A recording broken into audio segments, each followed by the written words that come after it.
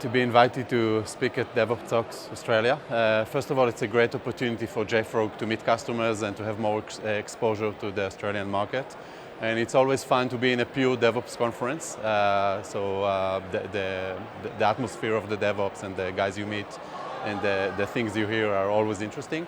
So far, the sessions have been great, very interesting ones. Looking forward for my talk, of course. And yeah, thanks for having me. Thank you. Hey there, DevOps Melbourne. Last talk.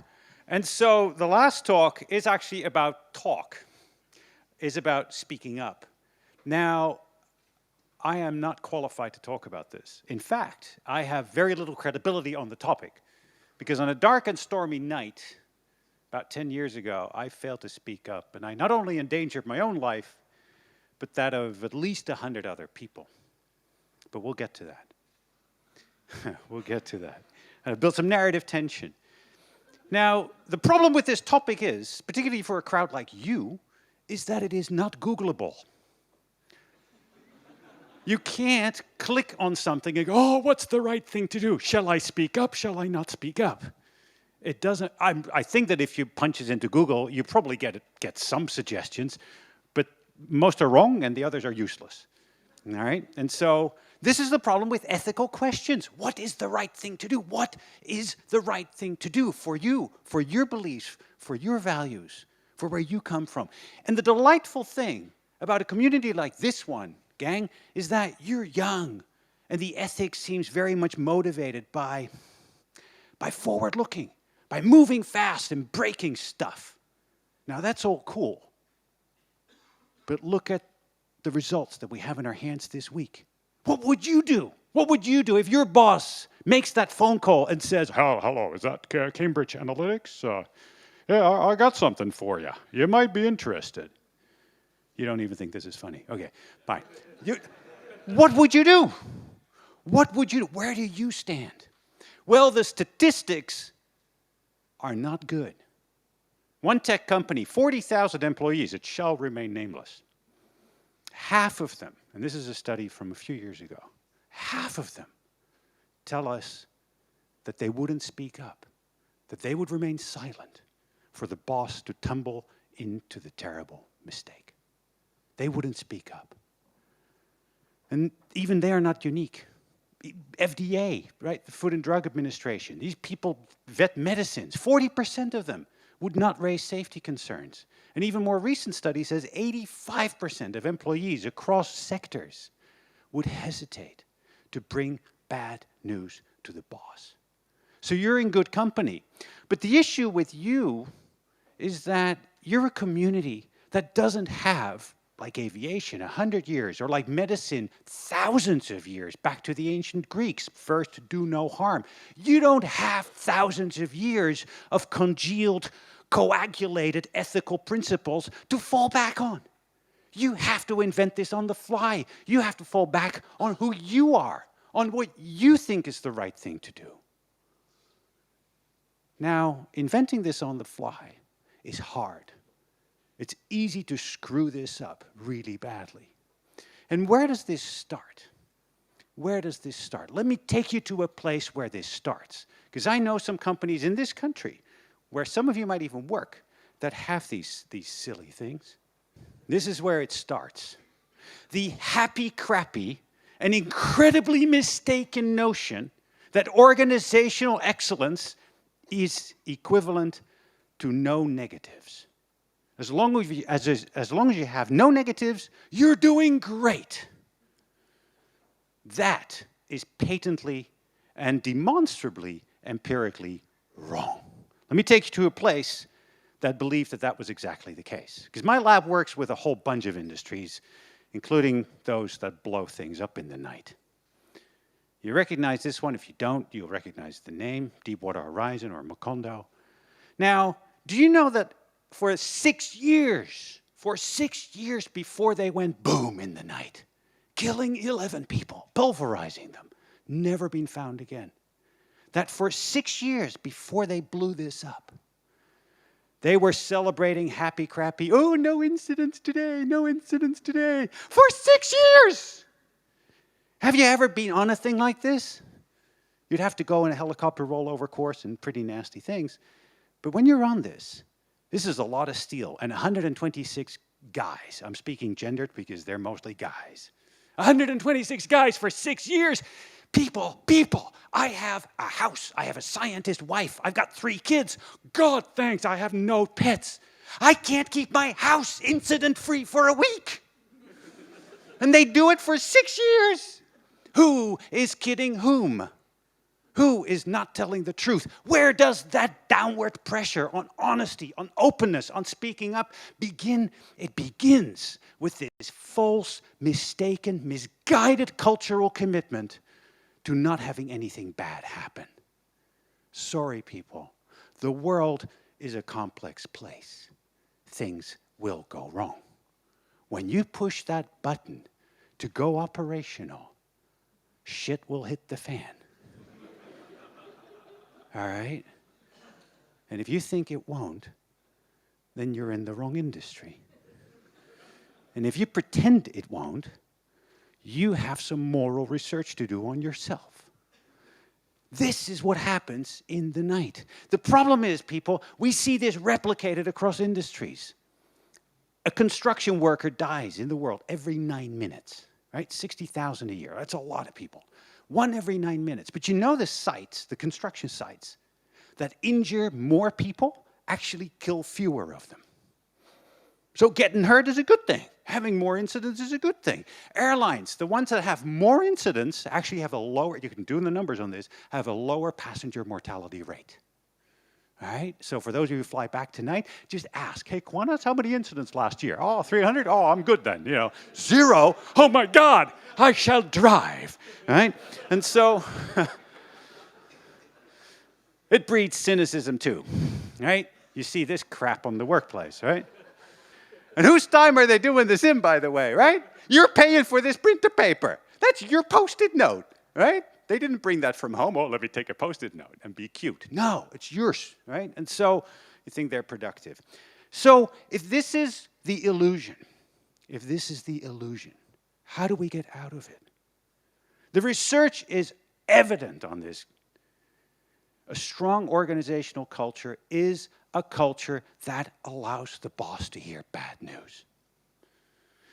Now, there was a boss I'm not Catholic, but a boss a long time ago. This is Pope Sixtus V, which is bizarre. If you're Sixtus, you're the 6th, right? But you're not. No, he was the 5th. In fact, he wasn't the 5th. He was the umpteenth, It was in 1587. You know what he decided? He was looking at the canonization of some people, and he goes, we need to do some quality control here, people. We were canonizing, as in making people saints that clearly were not deserving. And so what he did, he instituted a promotor fidei, Latin for promoter of the faith, which at the time would have undoubtedly been someone who was familiar with enhanced interrogation techniques to find out if the to-be canonized people were actually worth their sainthood. Do you have nothing hiding in the closet? Right? Well, okay, this is a tricky topic, but are you that prudish? Okay, 1587, he's asking this question, right? Against the promotor fidei, there was the advocatus Dei, that is the one advocating for the divine. Now, we often think, and I believe that if you look at these numbers, that if 40,000 people employed, of which 20,000 don't speak up, do they believe that the decrees, the ideas, the decisions that come on from high are divine, are God-given, that shouldn't be spoken up against? What Pope Sixtus V did in 1587, we know today as the devil's advocate, right? The devil's advocate, promotor fidei, morphed into the devil's advocate. How many organizations have them? Kings in Europe had them. The jokers, right? So the king is going, all right, the Bill Gates question, right? Microsoft, where would you like to go today? You know, that's a while ago, but when I was your age, it was, where would you like to go today, right? Which is why I never took Microsoft. But Microsoft, where would you like to go today? And the king says, I would like to go to France. I want to have myself a piece of France today. All right, let's go invade France. And everybody would go, oh yeah, that's a great idea, right? Would you like to call Cambridge Analytics while you're at it? You know, no, France alone is good. And then the joker would write a song to illustrate to the king that it would be a really bad idea to do this, right? That invading France is probably, let's go to Italy instead or something like that. And he wouldn't lose his head. How many organizations have that today? I know of a few. Ray Dalio, he runs an investment company in the US. He actually is known to have fired people for not dissenting. Fired his people for not speaking up against him. Fired his people for not saying that he sucks. And so, you know what he's maintained? That you are not entitled to a dissenting opinion that you don't voice. You are not entitled to a dissenting opinion that you don't voice. And yet it is so easy to go belly up and go with the flow. The conformity pressures in organizations are severe and deep. And over time, even the youngest, brashest organization, and we're looking at organizations, and we're looking at some today, will become places of conformity, of cultural conformity. No, says Ray, I don't want to check people on their cultural conformity. I want to have them for their cultural contribution. A key difference. You're not entitled to a dissenting opinion that you don't voice. As I said, it is so easy. Jack Handy, beautiful remark. He says, oh, if you want to dissent and criticize, then here's what you got to do. First, you got to walk a mile in the shoes of the other person. Because when you then criticize them, you're a mile away and you got their shoes. But it shows how easily we chicken out of this. It shows how difficult it is to do this well. How do we turn that around? How do we become an organization, and how do you become someone who contributes culturally to an organization in which hearing bad news is possible? Well, when you look at this sort of example, there's another very good reason. I'll come to the answer to that question. But when you look at this sort of organization, there's another very good reason to not obsess about this happy, crappy celebration of low numbers or zero numbers of negatives. Again, it is a mistaken count for organizational excellence. It is the opposite, remember. And here's an example that I think illustrates that really nicely, which is a dangerous place to go. You think that oil and gas is dangerous. Try a hospital, all right? So 1 in 13 of the people who go in either don't come out or come out poisoned or with a wrong leg amputated or with something hurting as a result of receiving care. All right? This is not because they go in, oh, let's, I'll donate my leg. No. Why? Oh, yeah, I said I agreed with the terms and conditions of iTunes, and so I now need to donate my leg because nobody reads them, right? Remember? So we might all be in for this. So 1 in 13 goes wrong. That's actually not bad. There are some hospitals in this country where it's 1 in 4. Right? So 1 in 37% is pretty good, right? There's a 93% chance that you'll be just fine, or at least unaffected by the care given to you. Negatively unaffected. Now, we were working with this hospital, and it's not in this country, it's a different country, but it doesn't matter. It's sort of the, again, 1 in 4 in this country. So 1 in 13, so they're quite proud of this figure. Well, some people weren't, but as long as it doesn't get advertised too much, you're fine. And we're asking, they said, what do you do with the one that goes wrong? Oh, we investigate it. And we, okay, that's good. That's sort of a good start, right? Investigating your incident, right? As John Allspaw, one of my students, tends to say, right, that an incident is an investment that you've already made. All right? So you might as well get your damn return on that investment. Okay? Remember that one, okay? So an incident is an investment you've already made. So they're trying to get their return on that investment by investigating it. And then we say, okay, so 1 in 30, that's a heap of incidents. There must be big data very soon. And they go, oh yeah, that's big data. So big data means patterns. Tell us about the patterns. What are the patterns? Oh, let us tell you about the patterns. Here is what we find in all of the incidents that we investigate. We find human error. We find the good old standby. Communication failures. Miscalculations. People don't know where the decimal point goes. We find protocol violations. Guidelines not followed. And so I go, okay, that's an interesting litany of bad stuff. And they go, oh yeah, we're doing a lot of work to make that go away. And so, of course, the response would be, as it would be yours, how is that going for you? Well, we're still at 1 in 13. I rest my case, Your Honor. Right? So then we asked, okay, what about the other 12? Why do those go right? Do you know that? And the answer was, nope. We have no idea. We actually don't know why they go right. Probably because people behave like Girl Scouts and Boy Scouts. All right, do everything right. Nothing wrong. No human errors. No communication failures. Every protocol followed. If you're an anesthesiologist, do you know how long it would take for you to read all the protocols and guidelines associated with giving anesthesia in an operating theater? How long would it take? You're reading 40 hours a week, which is quite a lot of hours of reading. And never mind practicing, right? Just reading. Do you know that it takes, somebody did the research on this, I don't know why, but it's a great number to give you. It takes 2,000 years. 2,000 years to read the guidance. Never mind practice anesthesia, never mind growing up, right? Christ wasn't even a carpenter yet, Start reading now. You want to be an anesthesiologist in 2018? Oh my God, I got to start reading. This is why he probably didn't become an anesthesiologist, but no, he was suffering lots of pain. Never mind, why am I on the Catholic theme? So none of this is planned, by the way, but that's okay. Some of it is. So 1 in 13. So what about the other 12? Why do they go right? We don't know. Probably because we don't have these bad things, right? Is that, well, let's go test that.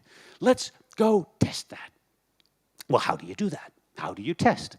There is no substitute for going native. You have to go on the ward for weeks. Get the trust, find out how work actually gets done, because how people imagine work to be done is very and vastly different from how work is actually done. And so now you learn how work is done, even in the dark, small hours, 3 a.m. That's how work is done. And you know what we saw? In the 12 that went well, we saw human errors, miscommunications, protocols not followed, miscalculations, procedures violated, and yet things went well. Now, in a sense, that was very disconcerting, because if these things do not discriminate between a bad outcome and a good outcome, then what does?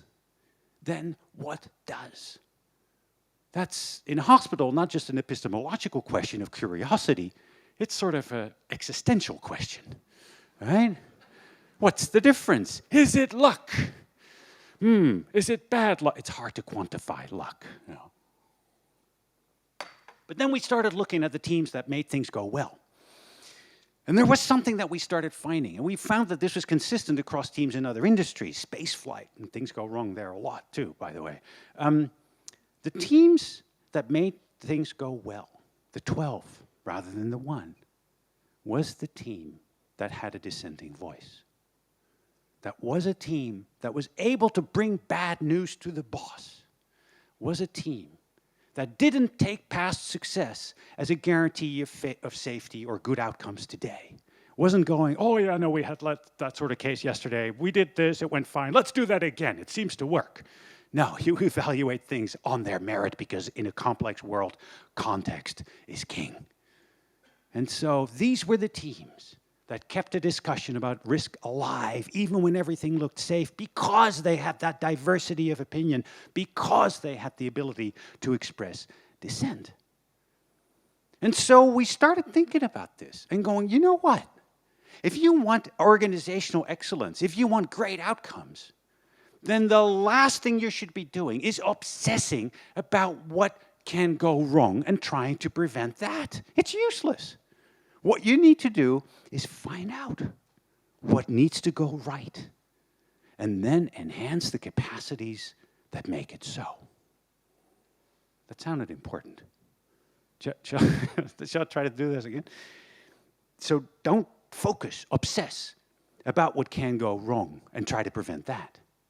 Instead, find out what needs to go right and enhance the capacities in your people and your teams that make it so.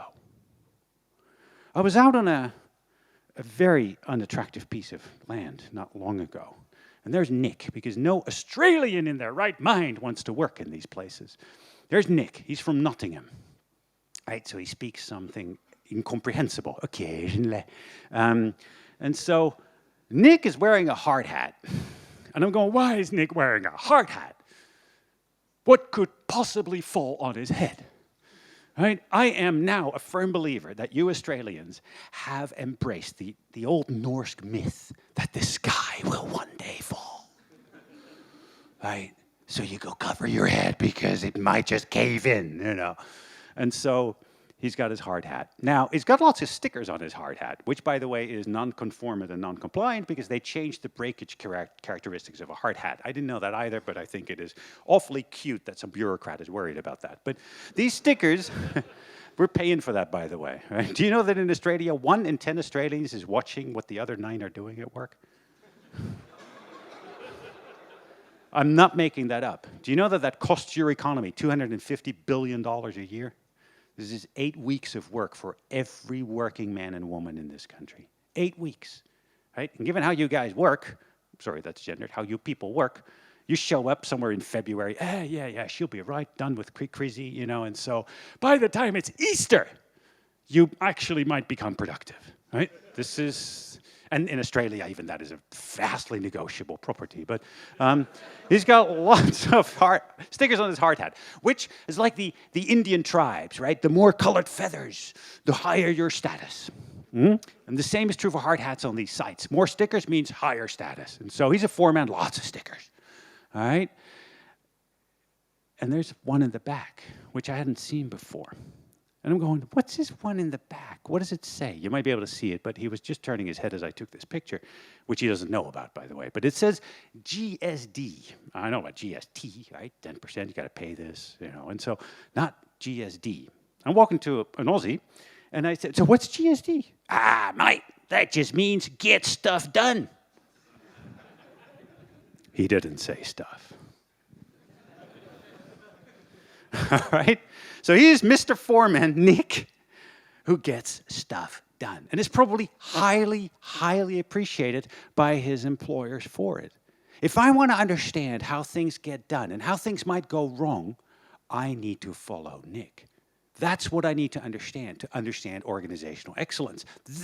That is the place and the person I need to track and trace and shadow to understand how stuff gets done, despite the obstacles, despite the bureaucracy, despite the coding that sucks, despite the developers that don't know what they're doing, right? And so, despite all of that, I still get stuff done. Nick leads me there. But Nick might also lead me to the place where everybody dies.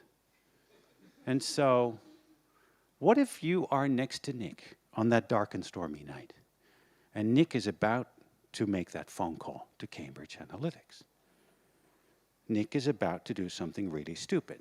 So let me take you to that dark and stormy night. I'm actually smiling, but that's all nonsense. You see a lot of snow. This happens to be Prague. They like snow in Prague. So I got 3 stripes, which is key, right? Because I'm not the boss. I'm not the boss man in that cockpit. I'm the second in command. Now that's critical. Because on this dark and stormy night, actually not to Prague, but to some utterly useless field in the flats of Denmark, I'm flying with an 800-pound gorilla. Now, Danish is difficult to understand in the best of times. It's a language that consists exclusively of vowels. Did you know this? And you go, oh, right, that was 3,000 foot clear at this, and so, oh, okay. And their numbering system is based on 20s, and then they subtract and add stuff to their 20s. And you go, what? That's a lot of cognitive calculus going on to figure out what that was. And then you're trying to fly a plane. But I'm with this 800-pound gorilla who doesn't like a professor next to him at all, right? Because he probably didn't finish high school or something. That means, start number 1. And so this is a long day, Greece, back and forth, Copenhagen, then out of Copenhagen, back to this little field. It's wintertime, it's blowing a gale, raining, bad weather, which is impossible to fathom in this part of the world, because when you get to the 130th parallel, you're out of weather.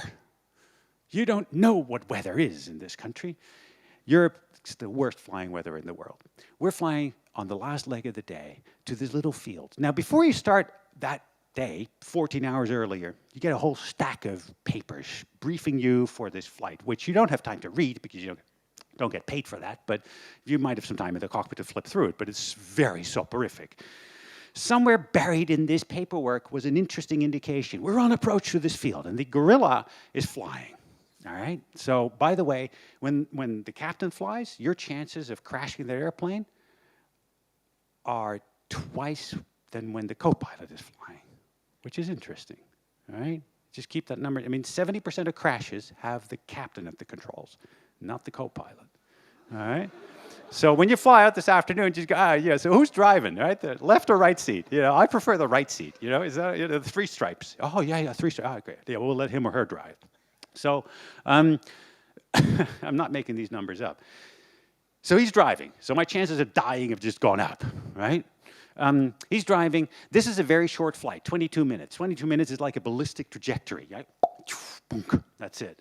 I mean, you're still doing the cleanup of the airplane and doing all the checklists associated with getting it off the ground, and you're already starting those to get it back on the ground. Right? There is no humanly possible way to do this, and yet we do it. So we go down, bouncing through the dark, and clouds flying psychedelically past the airplane. Right? This is how war stories get told, right? It's not once upon a time. It's here I was. Right? So here I was in this cockpit, bouncing around. Right? I'd never been to this field, and you will pull out the charts for this airport and go look at the approach that we need to fly and all the things we need to dial in. And so the idea is to capture an electronic beam, right? One horizontal, one lateral, that comes off of the airport that guides us in. That's really nice in bad weather. Then I dial into the radio of this airport, the automated little tape telling us the status of the airport, and it actually says that those beams aren't working. Exactly. Well, that wasn't exactly my reaction, but it was more like, oh shit. So now the gorilla doesn't hear this because because he's on a different frequency. So I hear this and I go, oh, I need to bring bad news to the boss, right? So I have no choice but to bring, because he discovered this anyway at some point, and this thing doesn't lock on. Why isn't it working? And so in his, that's what he would say. But I tell him, and I look at him, and he looks at his hands, and then hands start flying the cockpit, pulling out other charts, and there's paperwork like there's been an explosion, and he pulls out this other chart, and he starts basically twirling all the dials that are mine to touch, given my role in the cockpit at that evening, and he does it all. And it doesn't brief me about his plans at all. I'm trying to keep up. I'm feeling as if I'm sitting on the vertical stabilizer, right, the tailplane. And then I see that the minimum cloud level that we're supposed to have is 930 feet, which is about 300 meters off the ground. So 300 meters off the deck, we got to make visual contact with the runway, otherwise we're illegal, got to go around, all right? And here we go, 1,000 foot, and he's driving. Right? For a co-pilot, your job is just look at the goddamn window, right? That's your job, right? Flaps up, gear up, shut up, right? And so he's driving, 1,000 foot, comes and goes. And I'm going, okay, 1,000 foot, still cloud, right? See nothing. 950 comes and goes. 940, 930, 920, no runway. And at this point, it's 11:30 at night, 14-hour duty day. You just want to get on the deck. But I'm already excusing my performance. In the back of the cockpit is a little manual that says the co-pilot is entitled to stop the operation. Well, you can't stop an operation in an airplane, but proverbially stop the operation at any time. And he has, or she has, the chief pilot's back. I was supposed to say, Captain, negative contact, go around. And if he doesn't respond, I am supposed to assume that he's a little deaf. And I have to say it more loudly. Captain, negative contact, go around. If he's still not responding, I am supposed to assume that he has suffered a massive coronary and is incapacitated and say, my controls, and take over. Except I had no idea where in the world we were. So that would have been a bad idea. I hadn't quite divulged that to him, but bouncing around the clouds over Denmark. At 800 foot, we finally start to see some glimpses of a runway through his side window, because the crosswind is that bad. He wrestles it down, lands, and we taxi to the gate. And I never say a word to him. The next day, I have to fly back to Copenhagen with this guy again. I'm in it for the harmony, for the relationship. And I feel bad about this to this day. Lots of things happened in the aftermath of the incident, but one of the issues was that the data recorder that very night didn't work. I couldn't show any data to the airline to back up my story. I had nothing to go on. I was discouraged from pushing it further. Sid, who are they going to believe? A 40-year veteran or a professor rookie? Take your pick. This is not an organization that was equipped to deal with bad news. So I sit on this bad news every day thinking that if 5 days later, this gorilla had flown with another impressionable co-pilot and smeared out this airplane on a field short of the runway with 149 people on board, how in the hell would I sleep that night? And I worry about that every day because I failed the people who put their trust, their lives, in my hands. I did not live up to that ethical obligation. There are lots of co-pilots who don't. There are lots of tech people who don't. We just talked about that. Some co-pilot said to me, oh, Sid, here's what you do. You just got to tell them, Captain, ready for a go-around when you are. So there's cute solutions to all of these, and none of them work. None of them work. What if it does go terribly wrong? Like this. What can you do as a boss? What can you expect of the boss? If a boss wants to hear bad news, what does he or she need to do? I remember walking into that cockpit, flying with female captains. Testosterone does not get in the way, which is an incredible plus to the operation. And so many of them would do the walk around, then I would be doing all the computer work, and they'd come in and sit down and say, okay, Sid, we're going to drive this thing down to Malaga or some other banana field, and then back up.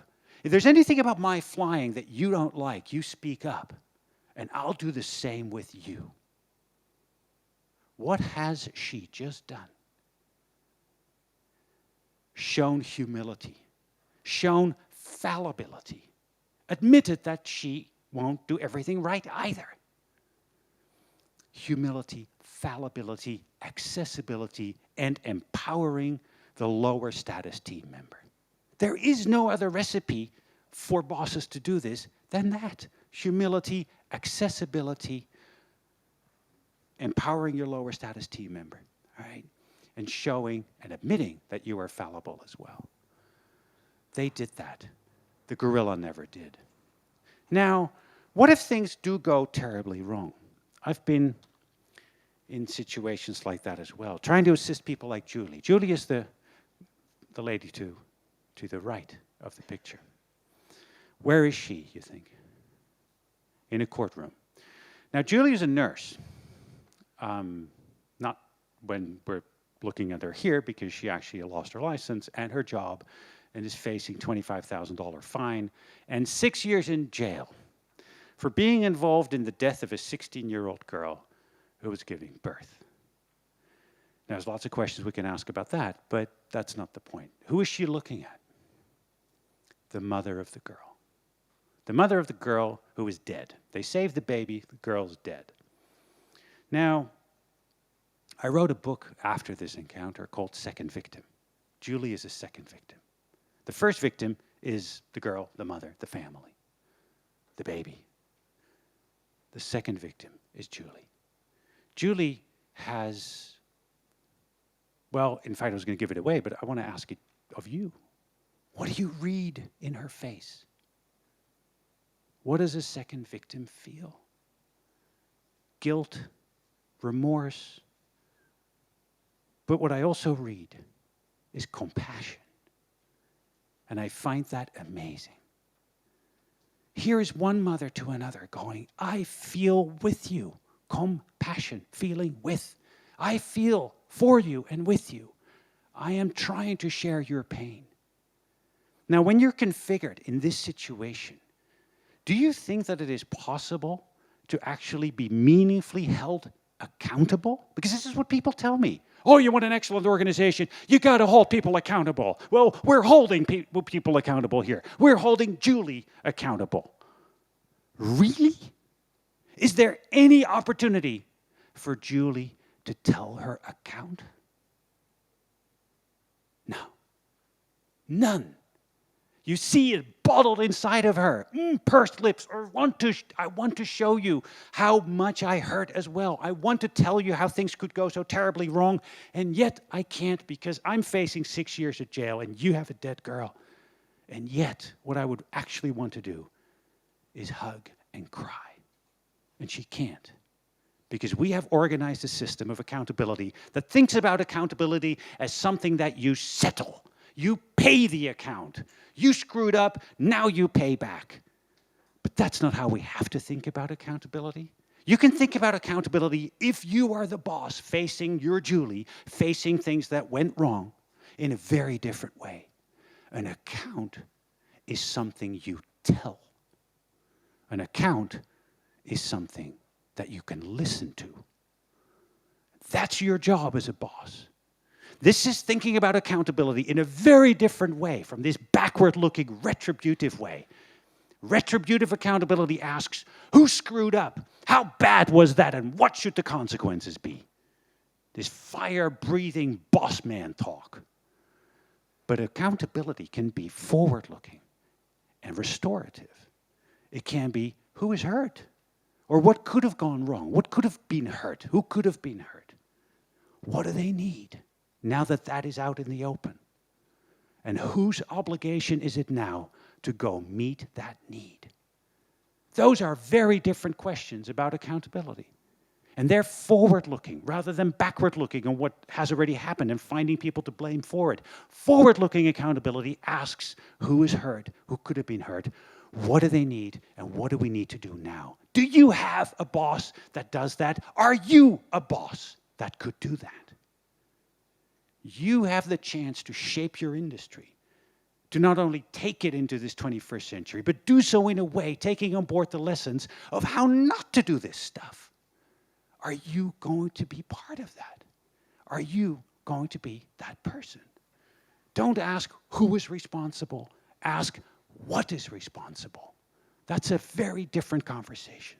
A very different conversation. I told you not to believe a single word I was going to tell you because I lack the credibility to impart any of this in a meaningful way. You have to go back to your own beliefs about this. Are you going to be the one who asks, what is responsible? Are you going to be the one that shows that humility and fallibility and openness? Are you going to be the one who relieves that downward pressure on your people's honesty?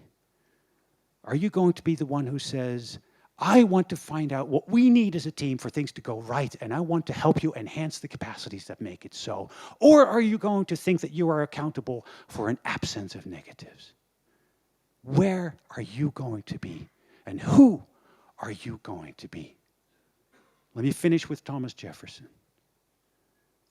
On matters of style, go with the flow.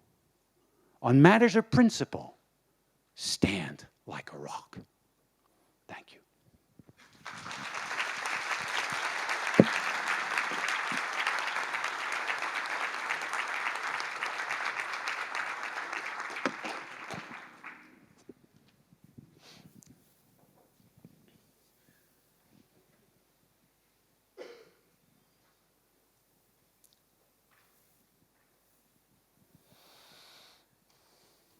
Yeah, these are great. These are great. Okay, the first one, introverts.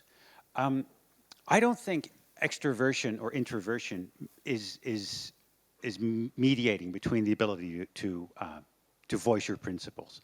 Introverts may be shy to speak in certain contexts, and I think that if you're a boss who employs introverts, which in this industry is not unlikely, it is incumbent on you to create the climate of psychological safety where you very clearly indicate that it is safe for people to speak up to you about the operation, about what they need to do, without consequences for them, their career, or their aspirations. And nothing in this speaks as loudly as your previous actions. It takes a lot to build up trust, and it takes very little to break it, right? It's hard to fix and easy to break. As a boss, create that climate of psychological safety by showing that humility, by showing your own shyness and introversion, for that matter, and say, I know, but we're not in this for ourselves, we're in this for something bigger than us, all right? I think there is no substitute for a relationship that allows itself to build up over time, for introverts to feel okay to speak up. While encouraging people to speak up, how can you avoid the proverbial wind you're misinterpreting this? Okay, very good question. What we've learned, and so no, that's a valid question. And so what we've learned is that if you want people to speak up in an accountable way, that is, that they want to take responsibility for the points they're trying to make, remove all sense of anonymity in this. If you have an anonymous system for people to speak up, you'll get a lot of crap into it, which is almost useless and doesn't really help your organization a lot. And so make it accountable in a way that people not only talk to you, but what they suggest and contribute is visible to others as well. Now, that may militate against the first point, and so we need to find a balance there. But anything that suggests anonymity, or in some sense, I mean, impunity is a bad word, but because that's what we don't want, in this is a sentence, I lost the grammar utterly and totally. Strike the balance well. Hard. Again, I said, this is not Googleable, right? And you just punch the questions into a thing where you go, oh, it'll get me the answers. No, it won't. Would you say 1 in 10 watching the other 9 is good, provided they speak up? They being the 1 in 10, I suppose, or the other 9. Well, let's do both. If the 1 in 10 speaks up, I wonder to whom they speak up. Their boss, who is also working as 1 in 10, right? That may not be very useful. And we've seen bureaucratic apparatuses being put in place that do just that and leave information inside of them rather than the other 9. If the other 9 speak up, sure, that could be a good thing. It really depends on where that conversation goes. Is it good, provided they speak up? What an interesting question. These are all moral questions, ultimately. Is this right? Is this wrong? I shall leave this to your own judgment. Yevgeny, back to you. Thank you.